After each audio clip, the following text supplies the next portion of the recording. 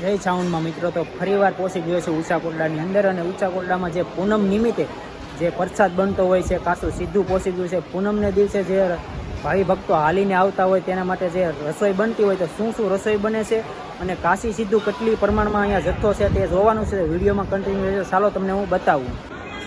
મિત્રો આ છે રીંગણા, બહુ ઝાઝી સંખ્યામાં રીંગણા પણ છે. જો પુષ્કળ મોટો બહુ જોરદાર એવો ઢગલો છે રીંગણાનો.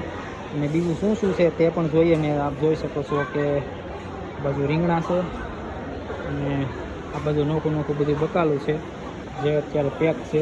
બધું સરગવો છે, પેલી બાજુ બટાટાનો મોટો ઢગલો કરેલો છે. અને બીજું શું શું છે એ તમને બતાવીશ. બધું ગવાર છે, ડુંગળી છે, અને પેલી બાજુ છે તે મંડળ હોય, તે મંડળ સેવામાં આવતા હોય તો પેલી બાજુ રોટલી વણે છે તે પણ બતાવીશ.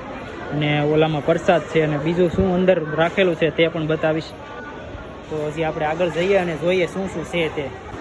તો સરસ મજાના જો અહીંયા પદુભાઈ છે એ દાળ હલાવે છે. અને દાળ જો બહુ ઝાઝી છે સંખ્યામાં માણસો જમી લે એટલે દાળ છે. અને પદુભાઈ જે રસોઈ બનાવે તે આ પદુભાઈ જ અહીંયા બનાવતા હોય છે. શાક છે, શાક ને દાળ ને એવું બધું આ પદુભાઈ જ બનાવતા હોય છે. જો અને શાક પણ તમને બતાવીએ.